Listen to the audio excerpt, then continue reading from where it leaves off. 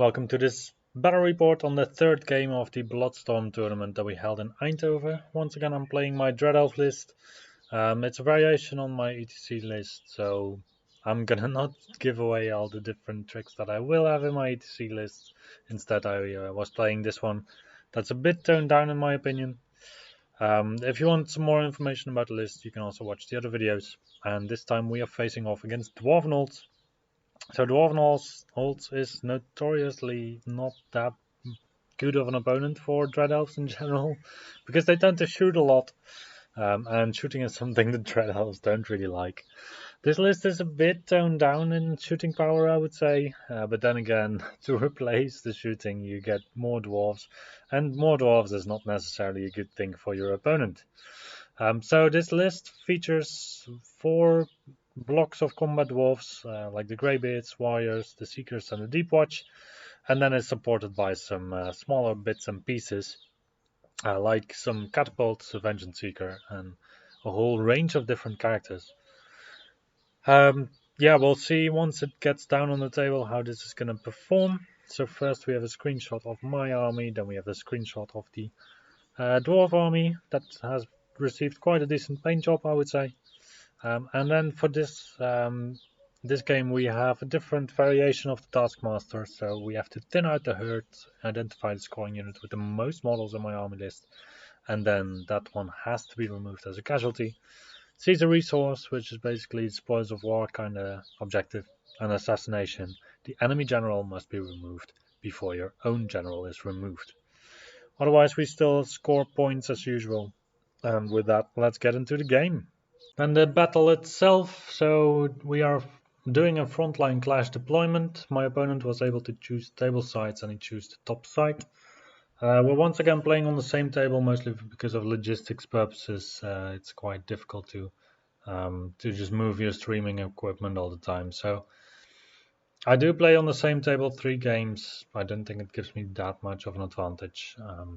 But then again, I also didn't win the tournament, so apparently it's not enough of an advantage to make you win the tournament. Yeah, so my opponent is deploying some blocks after one, and then I'm also one by one deploying my stuff. It's mostly because with Bloodstorm you can only get a +2 max on your roll to go first, so it doesn't really make too much sense to deploy everything from the get-go. And you can get some advantages deployment-wise, matchup-wise, against different units of your opponent. So for me, left to right, my opponent does get the first turn, so I'll just go for me. I have my Shadow Riders that vanguarded to be just behind the building. I have my Dread Knights with my Selection Officer, then I have my Selection Auxiliaries with the Crucible of Slaughter in them. So I figured that the auxiliaries were not going to do that much range damage anyway this game. And also the Beast Breakers are my biggest unit that I have to get killed this game for my objective. Likewise, my opponent has to get his Warriors, I believe, or the Greybeards. One of them has to die in order for him to score his objective. Then in the forest I still have my Harpies, I have Hunting Chariot, I have my Beast Breakers, my Thunder Pack close to the hill. By now I have a Hunting Chariot on the hill and I have a unit of Dread Knights all the way on the right. My opponent on the top left, I believe he had Dwarves with great weapons and throwing weapons. Then in the back he has a rune-crafted catapult. Behind the ruins he has an engineer, or a runesmith I believe. In the ruins, there's the crossbow rangers. Then we have the Anvil of Power in the back. We have a Vengeance Seeker next to the Anvil of Power. We have another catapult just off screen, well, basically in the place behind the Deepwatch with the big orange shields. Then we have the Greybeards, Longbeards, the big block.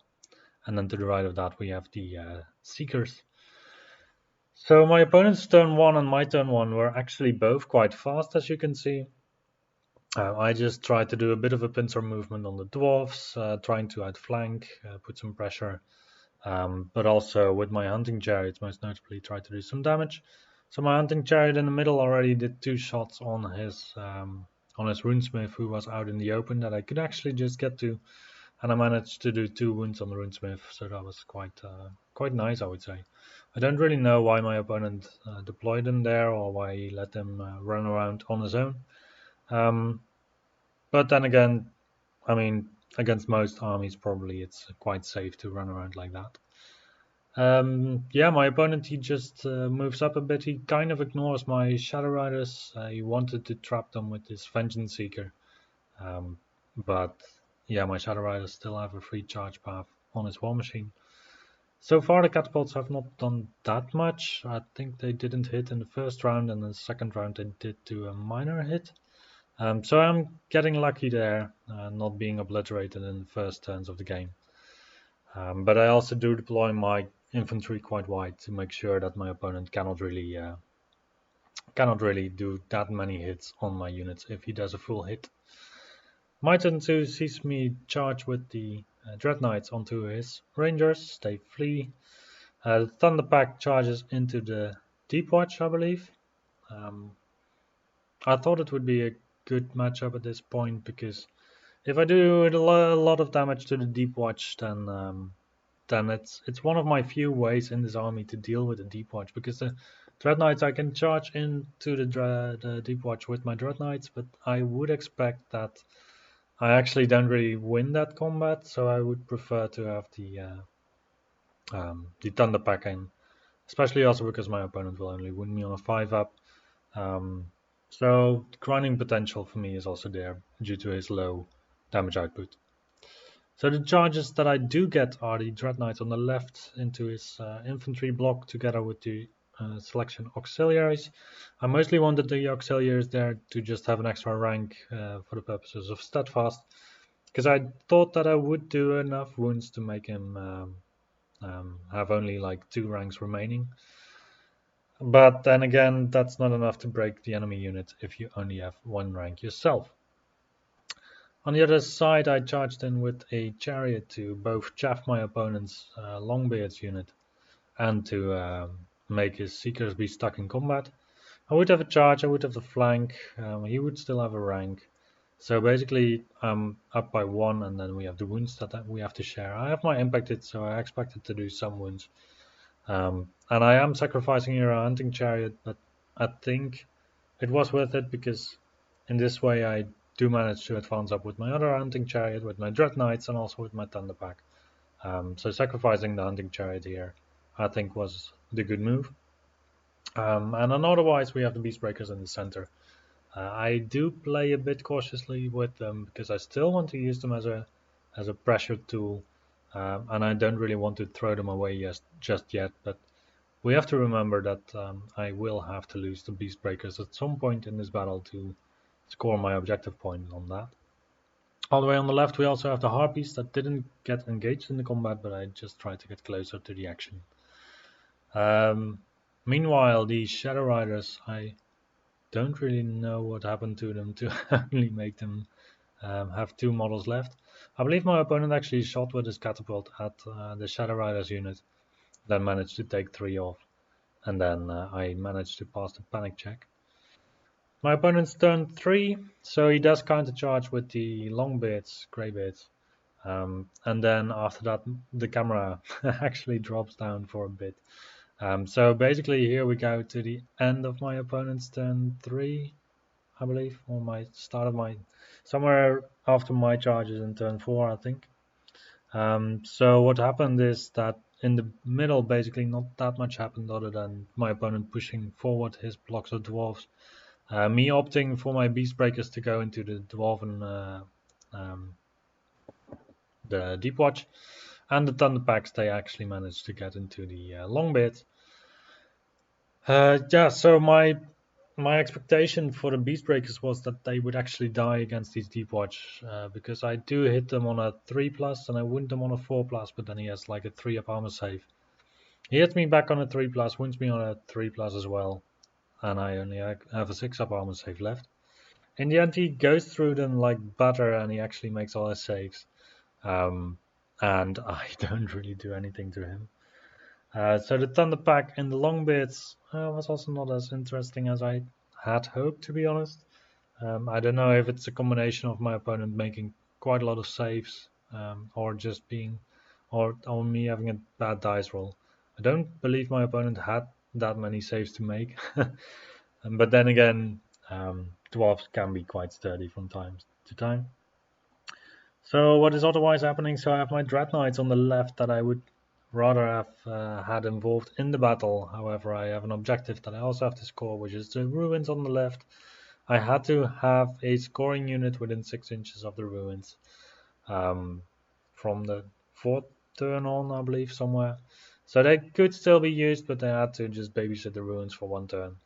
And then otherwise in the middle, I did manage to get through his lines. I am turning around to catch the rest of his army that is trying to deal with the rest of my army. And the dread knights that I had on the right flank were doing a very big side movement to get over the flanks. I could have turned the dread knights in a bit earlier, but then again, the Seeker versus dread knights matchup is not a very good one, I would say. Mostly because you just get hits back with decent AP. So for every kill that I do, I have about a 30% chance, I think, that I lose a dread knight. So a unit of 14 Seekers is just going to annihilate my dread knights based on the hits that they will do back after dying. So in the grind, I will probably lose my unit of dread knights to the 14 Seekers that I would have to fight. Also, if I don't manage to kill all of the Seekers in one go, then he will be able to strike at me with his normal attacks. And that will also be actually quite devastating, because I think he would go with the great weapons. He would hit me on a 4+, he would wound me on a 2+, I wouldn't have any armor left, maybe a 6-up. So yeah, that is not great. That's for every 2 attacks basically a dead knight instead of a dread knight. Yeah, what else is happening? So I did clean up the back of his army, and then at this point, it's about turn 4. I still have my general who's to the left side of the cauldron. He still has general in this greybeard block, so the one just next to the hill. And well, one of our generals still has to die for either of us to get some objective points. So there's no downside. Well, there's not per se a downside to not going for these objective points. So my opponent actually decides that we can have a duel between our different generals. I agree. So we basically set it up that he would just advance towards me to make the charge easier for me, and I promised that I would not charge in with the Dread Knights, but just with the character to have an epic duel between our different generals. And then, well, the general that stays on top is going to get the extra points, and the other one is not. So we go into combat here with my general against his block. I'm going to do a duel later, and then we're going to do this epic duel. Otherwise, I do have my Dread Knights that will charge into the 7 remaining Vengeance Seekers. I think I will manage that. There's also still the Rangers that I can mop up afterwards. And then the Dread Knights that scored the objective on the left side came back to try and deal with the Deep Watch. And, well, in the back, my Harpies finally proved themselves useful by making taking off a final couple of wounds from one of the catapults. And yeah, then we go to the combats. I kill some Vengeance Seekers. Luckily, they don't really do that much damage to my Dread Knights. I believe they only kill 1. And then we do the combat against the general. Luckily, my general does manage to kill off his general. I think I did already like a wound on his general with a Thunderpack or something. Then again, both our generals are not that impressive. So basically, if I had failed my my initial attempt to kill, he probably would have killed me. However, in this case, I did kill him. My opponent's turn, he just turned around, rallied, was a bit passive, as dwarves can be. And in my turn, I tried to just get the most out of it. So I add my Crucible to the combat. I add my Dread Knights to the Ranger combat, and the other Dread Knights are charging the Deep Watch. Dread Knights against Rangers is quite a good matchup. Dread Knights against Deep Watch we'll see later, because first we do the Cauldron against the Longbeards. I'm gonna win this combat, and then the dwarves are gonna be gone over there. And then the Dread Knights against the Deep Watch. I fight against Barry, so I only hit on a 4+. I believe I fluffed my dice, so I actually only do 1 wound, maybe even 0 wounds. I don't think I even do a wound. Then my opponent strikes back with something like 11 attacks, I think. I have to make 5 saves in the end. I fail all 5 of them, and my unit is just dead without doing that much damage themselves. So that's going to be the game. In the end, my opponent still has his Deep Watch with a character, I believe. I still have my Beast Breakers, my General, my Beast Bee, Crucible of Slaughter, the auxiliaries that the Crucible is in, and a unit of Dread Knights. And objective-wise, in the end, I believe it turned out to be something like an 8-5 or something. So I ended up the tournament at 16 points, which is quite decent, I would say.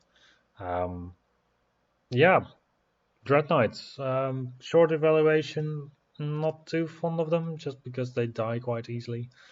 And they have some counters that are quite popular in the meta right now, like Alchemy Magic, Breath of Corruption is a issue, Toxic Breath Weapons in Infernal Dwarves, just any type of tanky unit that can survive their initial impact. It's all not good. Characters that strike fast and that have decent AP, it's all not good. So I'm gonna leave the Dread Knights, I think, for a while on the shelves, see some other units, and then I'll be back for some more battle reports. Thank you for watching, and I'll see you the next time.